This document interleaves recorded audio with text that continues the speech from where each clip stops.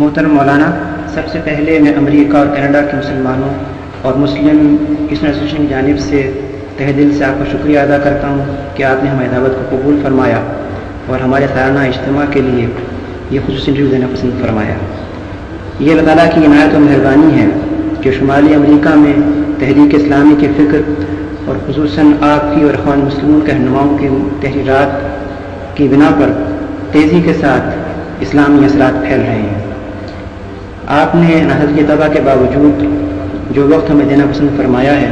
ہم اس کے لیے آپ کے بے انتہا مشکور ہیں۔ امریکہ میں بے شمار حضرات محض آپ کی ایک جھلک اور آپ کا چند کلمہ سننے کے لیے منتظر ہیں۔ ان حضرات کی خواہشات پر ہم نے چند سوالات مرتب کیے ہیں۔ ہمیں امید ہے کہ آپ اس سلسلے میں ہمیں رہنمائی فرمائیں گے۔ قرآن کریم رسول اللہ صلی اللہ علیہ وسلم کو داعی اللہ قرار دیتا ہے۔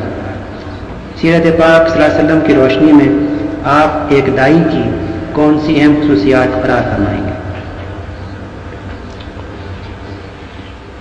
امریکہ میں اور کینیڈا میں جو اللہ کے بندے تحریک اسلامی کے لیے کام کر رہے ہیں،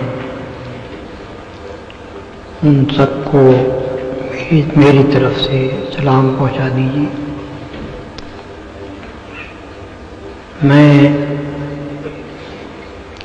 زیادہ دیر تک بات نہیں کر سکتا، اس لیے مختصر طور پر آپ کے سوال کا جواب دیتا ہوں۔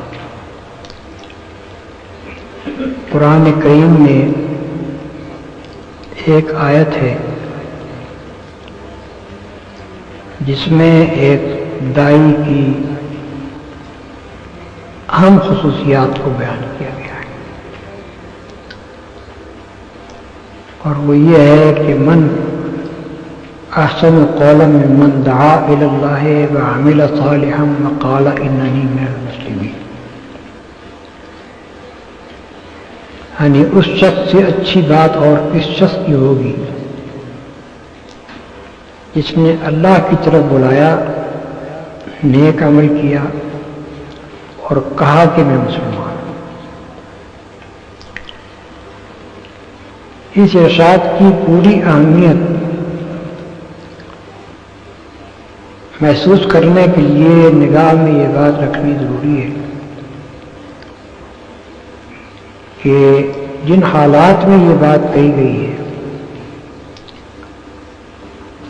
وہ مکہ معظمہ کے حالات ہیں، جب رسول اللہ صلی اللہ علیہ وسلم اور آپ کے پیرووں پر انتہائی شدید مظالم کیے جا رہے تھے،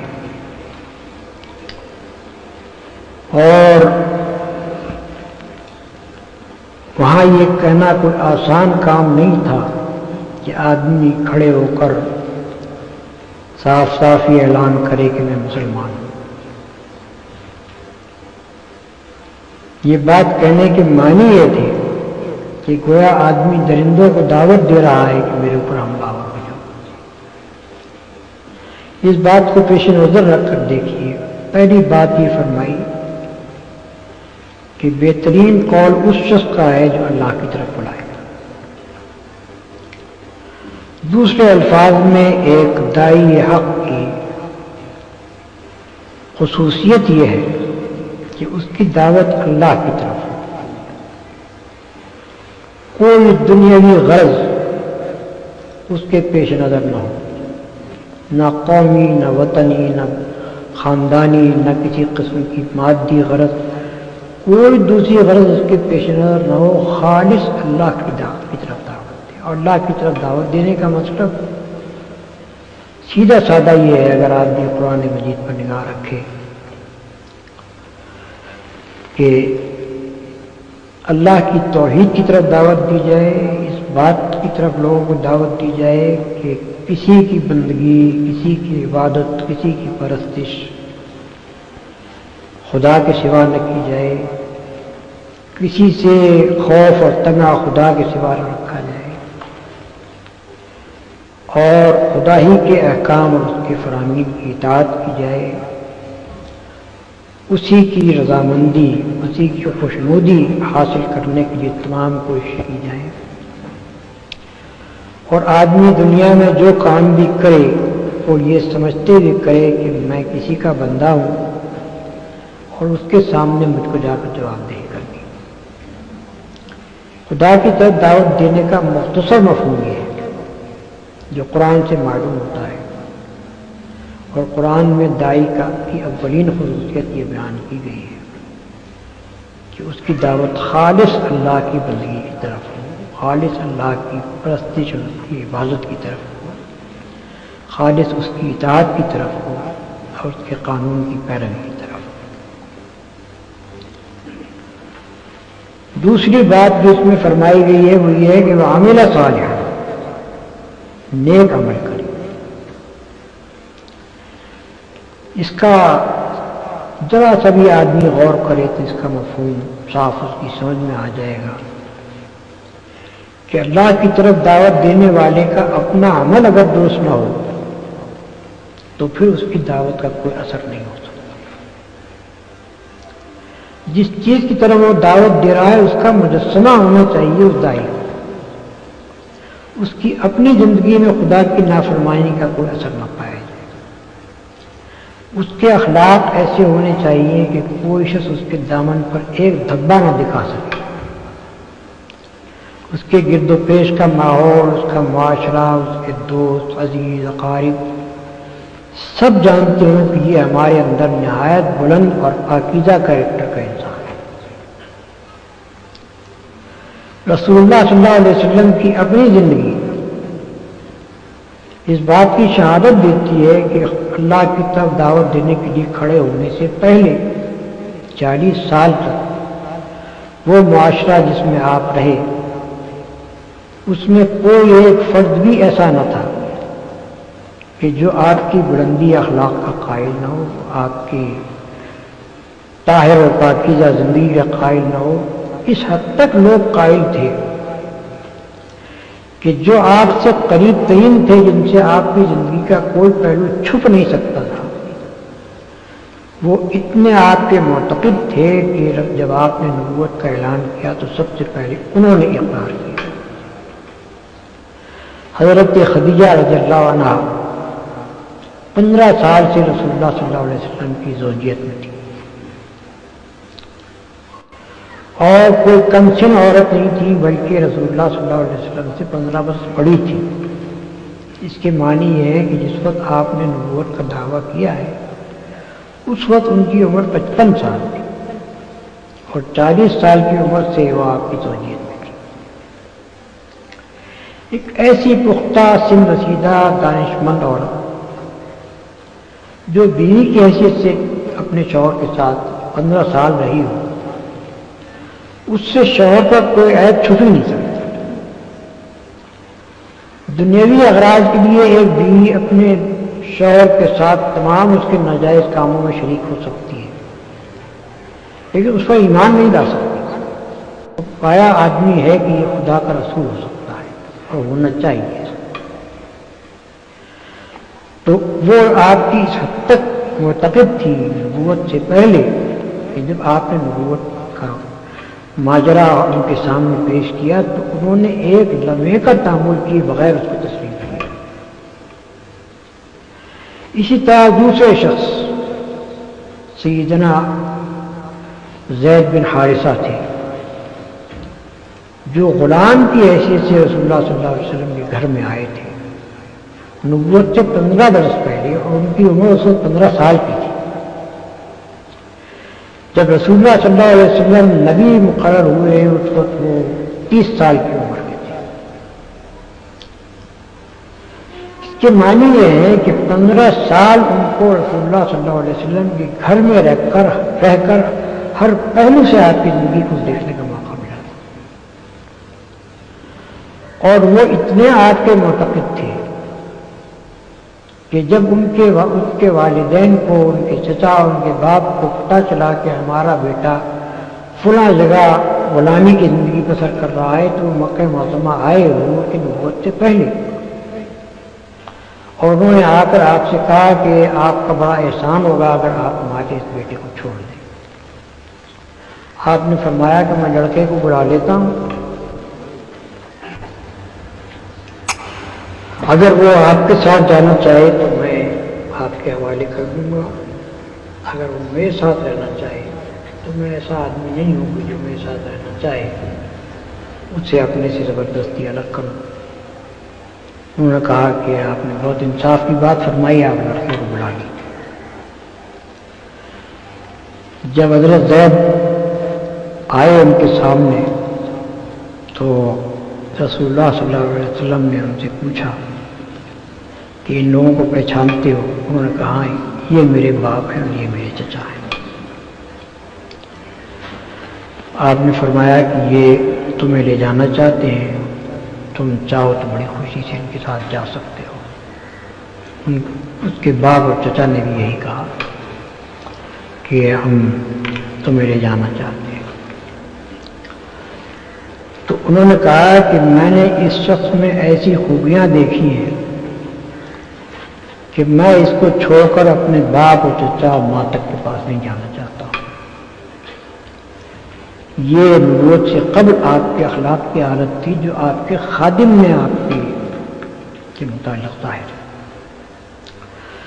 اور جب حضور نے نبوت کا دعویٰ کیا، نبی کی حیثیت سے اپنے آپ کو پیش کیا، حضرت خدیجہ کے بعد گھر کے لوگوں میں سے حضرت زید بن حارثہ بھی وہ تھے کہ جنہوں نے سب سے پہلے آپ کی نبوت کو تسلیم کیا۔ ایک خادم احسان بند ہو سکتا ہے، ایک خادم وفادار ہو سکتا ہے، لیکن ایک خادم اتنا متاثر نہیں ہوتا اپنے مخدوم سے کہ اس پر ایمان لے آئے۔ ایمان لانے کے لیے ضرورت اس نے آپ کے اخلاق کو اتنا بلند اور پاکیزہ دیکھا ہو کہ وہ اس کو یہ ماننے میں ذرا تعامل نہ ہو کہ میرا مخدوم جو ہے یہ نبی۔ اور یہ پیش نظر رکھیے کہ زید بن حارثہ کسی معمولی قابلیت کے آدمی نہیں تھے۔ مدینہ طیبہ میں جب رسول اللہ صلی اللہ علیہ وسلم کی حکومت قائم ہوئی تو بکثرت میں فوجی مہمات جو آپ نے بھیجی ہیں ان کے سالار لشکر زید بن حارثہ تھے۔ اس قابلیت کے آدمی تھے وہ، جو بعد میں ظاہر ہوئے۔ تیسرے حضرت ابوبکر صدیق رضی اللہ تعالیٰ عنہ، وہ نبوت سے قبل 20 سال سے رسول اللہ صلی اللہ علیہ وسلم کے گہرے دوست تھے۔ ان کی نشست و برخاست آپ کے پاس تھی، اور مکہ معظمہ میں سب سے زیادہ جن دو آدمیوں کی دوستی تھی ان میں سے ایک رسول اللہ صلی اللہ علیہ وسلم حضرت ابوبکر تھے۔ دوست کا بھی وہ ایک اپنے دوست کو پسند کر سکتا ہے، اس کی باتوں سے اتفاق کر سکتا ہے، لیکن اتنا معتقد تو نہیں ہو سکتا کہ وہ اس کو مان لے کہ یہ نبی ہے۔ یہ تو اسی وقت ہو سکتا تھا جبکہ آپ کے اخلاق کی انتہائی پاکیزگی اور بلندی کے وہ قائل ہو۔ ان کا بلا تعمل مان لینا یہ معنی رکھتا ہے کہ 20 سال کی مدت میں خوب اچھی طرح دیکھ کر وہ اس بات سے قائل ہوئے تھے کہ یہ اتنے بلند پایا اخلاق کا آدمی ہے کہ یہ نبی ہو سکتا ہے، اس کو نبی ہونا چاہیے۔ حضرت علی رضی اللہ تعالیٰ، ان کا نام پہلے میں نے اس لیے نہیں لیا کہ اس وقت وہ 10 سال کے تھے، لیکن 10 سال کا بچہ بھی جس کے پاس رہتا ہوا رسول اللہ صلی اللہ علیہ وسلم کے گھر ہی میں انہوں نے پرورش پائی تھی، تو 10 سال کا بچہ بھی جس کے پاس رہتا ہو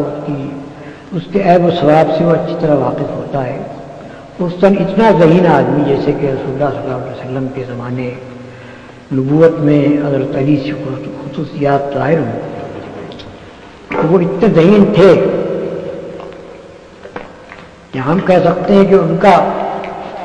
اس بات کو مان لینا کہ آپ نبی ہیں یہ اس کے بغیر نہیں ہو سکتا تھا کہ وہ بھی آپ کے انتہائی بلند پاکیزہ اخلاق میں قائم۔ اس لیے عمل صالحاً کا مطلب یہ ہے کہ آدمی جس چیز کو پیش کر رہا ہے لوگوں کے سامنے اس کی اپنی زندگی اس کے ٹھیک مطابق، اور وہ اتنے پاکیزہ کردار اور اخلاق کا آدمی ہو کہ جب وہ اللہ کے راستے کی طرف بلانے اٹھے تو اس کی بات میں وزن ہو، اس کی بات میں اثر ہو، اور لوگ اس بات کو تسلیم کریں کہ یہ واقعی اپنے قول میں سچا ہے۔ قطع نظر اس کے کہ لوگ مانے یا نہ مانے، لیکن یہ تو ان کو ماننا پڑے گا کہ یہ آدمی اپنے قول میں سچا ہے، جو کچھ کہہ رہا ہے وہ اس بنا پر کہہ رہا ہے کہ اس کا قائل ہے۔ چنانچہ رسول اللہ صلی اللہ علیہ وسلم کا بدترین دشمن ابو جہل، اس نے ایک مرتبہ خود رسول اللہ صلی اللہ علیہ وسلم سے کہا کہ اے محمد، ہم تم کو جھوٹا نہیں کہتے بلکہ جو پیغام تم لائے اس کو جھوٹا کہتے، یعنی آپ کا بدترین دشمن بھی آپ کی صداقت کا قائل تھا۔ تو داعی کی دوسری بڑی خصوصیت یہ ہے۔ تیسری خصوصیت، جیسا کہ میں نے بیان کیا کہ مکہ معظمہ کے اس ماحول میں کسی شخص کا اٹھ کر کہنا کہ میں مسلمان ہوں معمولی بات نہیں تھی، تو اللہ کی طرف دعوت دے، پاکیزہ عمل رکھنے والا ہو اور بدترین دشمنوں کے ماحول کے درمیان بھی وہ اپنے مسلمان ہونے سے انکار نہ کرے، اپنے مسلمان ہونے کو چھپائے نہیں، اپنے مسلمان ہونے کا اقرار کرنے سے نہ شرمائے، نہ جھجکے، نہ ڈرے، بلکہ کھلا اٹھ کر کہے کہ ہاں میں مسلمان ہوں، جو کچھ جس کا جی چاہے کر۔ دوسرے الفاظ میں اس کے معنی یہ ہے کہ داعی میں تیسری بڑی اہم خصوصیت یہ ہونی چاہیے کہ وہ نہایت جری آدمی، نہایت بہادر آدمی، بزدل آدمی کا کام خدا کے راستے کی دعوت دینا نہیں، ذات ہی چوٹ لگے اور جو بلبلے کی طرح بیٹھ جائے وہ آدمی خدا کے راستے کی طرف دعوت نہیں دے سکتا۔ خدا کے راستے کی طرف دعوت جو شخص دے سکتا ہے وہ ہے جو سخت سے سخت دشمنی کے ماحول میں، مخالفت کے ماحول میں، خطرات کے ماحول میں اسلام کا علم دے کر اٹھ جائے اور کوئی پرواہ نہ کرے کہ نتائج کیا ہو۔ رسول اللہ صلی اللہ علیہ وسلم کی اپنی ذات اس شجاعت کا مکمل نمونہ ہے۔ مکہ معظمہ میں کھلا آپ نے دعوت اسلام پیش کی، ان لوگوں کے درمیان پیش کی جو آپ کے خون کے پیاسے ہو گئے، جنہوں نے کوئی کسر اٹھا رکھی آپ کو ظلم کا نشانہ بنانے میں اور آپ کے ساتھیوں کو ظلم کا نشانہ بنانے میں، لیکن ایک لمحے کے لیے بھی آپ نے اپنی دعوت کو چھوڑنا قبول نہیں کیا، بلکہ مسلسل 13 سال تک اس ماحول میں اپنی دعوت پیش کرتے چلے گئے اور ہر قسم کی سختیاں، مصیبتیں برداشت کرتے چلے گئے۔ مدینہ طیبہ پہنچنے کے بعد جو حالات پیش آئے، بڑی خطرناک لڑائیوں میں جہاں کہ بعض اوقات صرف تنہا آپ رہ گئے تھے، 2-3 آدمی آپ کے ساتھ تھے، اس حالت میں بھی رسول اللہ صلی اللہ علیہ وسلم کا قدم کبھی پیچھے نہیں ہٹا، بلکہ غزوہ حنین کے موقع پر جبکہ مسلمانوں کو تقریباً شکست ہو گئی تھی اور لوگ بھاگے چلے جا رہے تھے، اس وقت یہی نہیں کہ رسول اللہ صلی اللہ علیہ وسلم اپنے مقام پر رہے، نہیں بلکہ برابر آگے بڑھتے چلے دشمنوں کی طرف، اور اس بات کو چھپایا بھی نہیں کہ میں کون ہوں۔ فرمایا کہ انا النبی لا کذب، انا ابن عبد المطلب، میں نبی ہوں، جھوٹا نہیں ہوں، میں ابن عبد المطلب ہوں۔ یا دوسرے الفاظ میں آپ نے عین حالت جنگ میں اس وقت جب کہ آپ بالکل 2-3 آدمیوں کے ساتھ تنہا رہ گئے تھے اور دشمنوں کے نرغے میں تھے، اس وقت بھی علل اعلان یہ کہا کہ ہاں میں نبی ہوں۔ تو اتنا شجاع اور بہادر ہونا چاہیے اس شخص کو جو اللہ کے راستے میں دعوت دینے کے لیے کھڑا ہو۔ اگر کسی شخص کے اندر ہمت اور جرأت اور بہادری موجود نہ ہو تو اس راستے میں کھڑا نہیں ہو سکتا، کھڑا ہوگا بھی تو اپنی بزدلی کی وجہ سے الٹا اس مشن کو نقصان پہنچاتا۔ بس یہ چند مختصر باتیں تھیں جو میں نے آپ کے سامنے بیان کی ہیں۔ اگر ان پر غور کی جائے تو یہ بجائے خود دعوت اللہ کے متعلق ایک مکمل پروگرام ہے، اور اس کے اوپر جہاں بھی دعوت کا کام کیا جائے یہ 3 خصوصیات آدمی کے اندر ہونی چاہیے۔ باخر دعوانا الحمدللہ رب العالمین۔ مولانا ہم آپ کا بھی انتہا شکریہ ادا کرتے ہیں کہ آپ نے طبیعت ناسازی کے باوجود ہمیں چند لمحات عنایت فرمائے۔ اللہ تعالیٰ آپ کو صحت دے۔ امریکہ کینیڈا کے تمام حضرات نسبہ دعائیں کہ آپ الفاظ اسلامی کو اس ملک میں بھی اور تحریک اسلامی کو دیگر ممالک میں کامیاب ہوتے ہوئے دیکھیں۔ آمین۔ اللہ تعالیٰ دعاؤں کو قبول فرمائے اور کچھ ظاہر بارک